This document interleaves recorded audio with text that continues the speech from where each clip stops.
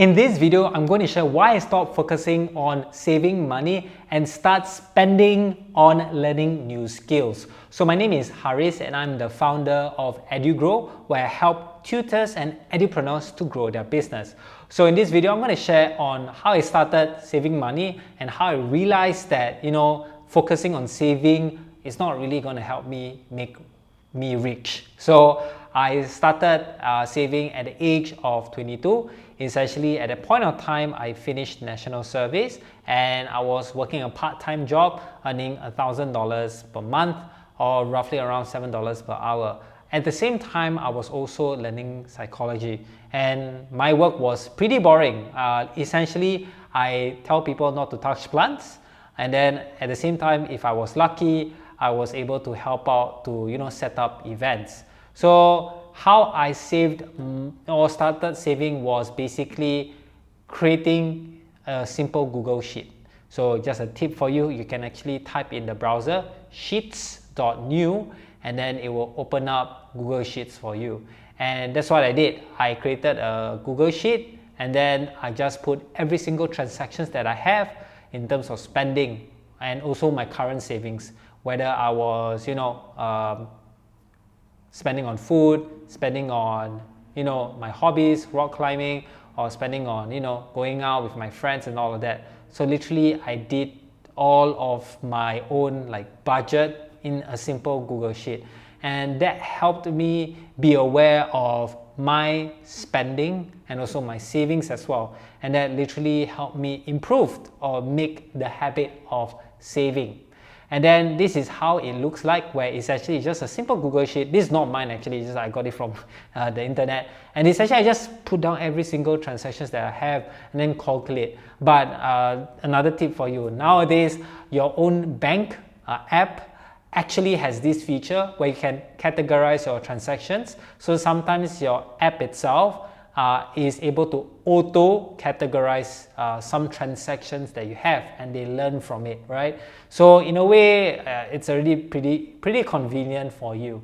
So the thing is that I also decided after working in my part-time job and learning psychology that psychology is not the best in terms of career, and then also I'm not gonna spend my 4 years going to the same $1,000 per month job, not learning anything. So I decided to join a coding bootcamp, and back then it was around $10,000, and that's a lot of money. And I didn't have a lot of money because I was only earning $1,000 per month. So luckily the Singapore government actually has subsidies for Singaporeans like me, and it was 75% off. And in total I had to pay around $2,500, which is luckily it was relatively better for me because that was almost entirely my savings, $2,500. And yes, I was that broke because I was earning $1,000 per month. And after that coding bootcamp, I managed to get a software developer job. So before I was earning $1,000 a month, and now back then I was able to get a software developer job full-time for $3,200, right? That is 3.2x my previous job salary, or 320% more. And later with the coding skills that I learned, I was able to, number one, teach coding for $100 per hour. I think my highest was $120 per hour. That's a lot of money. And I was teaching while working as a full-time software developer. So I was earning even more than 3.2. Then I also had a freelance opportunity to help build a mobile application, and that client was in the US, so I charged around $3.6 thousand, and that's less than 1 month work, or actually 2 weeks of work. And then I think the most proud moment that I had was I had a freelance opportunity to create slides, so I negotiated for $8,000, and it was just 1 week of work, and that was like my happiest moment as well. So imagine, right, if I didn't learn coding and I focus on saving money, and that means, right, I will lose the opportunity to teach for like $100 per hour. I lose the opportunity to help with a freelance app job for $3,600, and lose the $8,000 opportunity for creating slides. So I will literally lose more than $10,000 worth of potential income.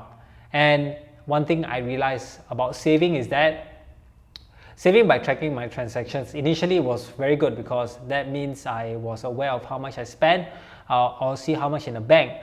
But the thing is that it is not the priority for me, because number one, I am looking to earn more money essentially. Like, it's good that I'm earning quite a bit of money nowadays, but the thing is that saving does not make me more money.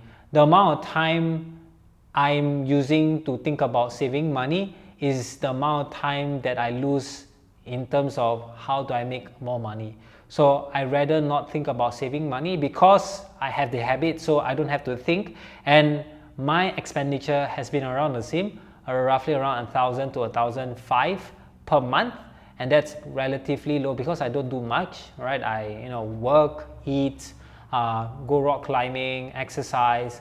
That's roughly about it. I'm not a very go out every single week with my friends, go to movies or whatnot. Like, I'll go to dinner. I don't really do that much. So in a way, even if I don't track my spending, I spend around the same as well. So in a sense, like, okay, if I subconsciously been spending the same amount of money, then I can just use the time that I have to just think about how I can earn more money, and it is essentially just with learning new skills or skills that earn me money. So essentially, like, initially I started with $1,000. If with coding skill, I managed to earn 3.2, and then with freelance and also learning negotiation, right? These skills I need to learn as well. It made my income to like $10,000. That was my highest in 1 month, right? So essentially, right, if I were to learn how to run a business, which is essentially a skills, it's a skill to run a business, a successful one, then to be honest, I could earn more than $100,000, right, per month. I'm not talking per year, per month, right? And that is the thing about being a successful business person, is that you can actually earn this much. You can earn a lot of money. So the thing is that I understand that when I was trying to learn coding, or when I was trying to decide whether I should learn coding, it was scary. It was scary because it was literally my entire savings to learn coding, and there is no guarantee that I will get a software developer job. But then with Sure Wheel, I made it work. I had no choice, and that was, I think, a good push to me to actually get my first software developer job, and also surprisingly the opportunities to earn more money as well, right?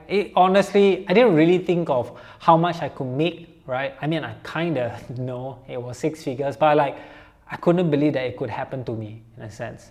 And it is still scary now to spend. That fear of spending that high amount of money is not like, doesn't go away, even though I earn quite a bit as well. So it's like, right now I am going to invest some money on a business coach.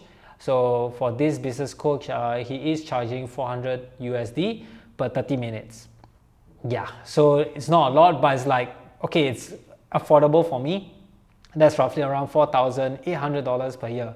Like, relatively, this is not expensive, but it is something that's a bit scary for me as well. And for me, I realized that number one, it helps with accountability, and also help me focus on what I need to do. Because like, if you want to be good at something, like, the best is to get a coach. You see Olympic athletes, right? They always have a coach, right? You see soccer players, they always have a coach. I don't know if you know, but people who are successful in business, they do have a coach as well. So the thing is that the skills that I need to be good at right now is, to me, I call it the 0 to 1 skill, which is starting out from earning $0 in terms of revenue to hopefully earning $1 million in revenue per year. That's a skill right there, just knowing how to run a business and earning $1 million. And this requires at the start sales, also paid ads if I am going to look into it, but I think sales is the more important one, which is right now I'm not good at it yet. So essentially right now I don't have money to hire to do sales or paid ads for me, so I'll just learn by myself because I do have time, and then I will hire someone to teach me whether it is in sales or paid ads. And when I say hire someone, I'll pay them. And like I do have a friend who ran an agency before, a social media marketing agency, and then it's like jokingly, he's like, you either pay me $500 per hour or protein. And I was like, okay, protein sounds like a good choice. Then he agrees. So it's like, for me, there's always ways to negotiate or barter, because back then I did barter my skills of creating like viral posts or social media posts, because I did have the results to showcase as well.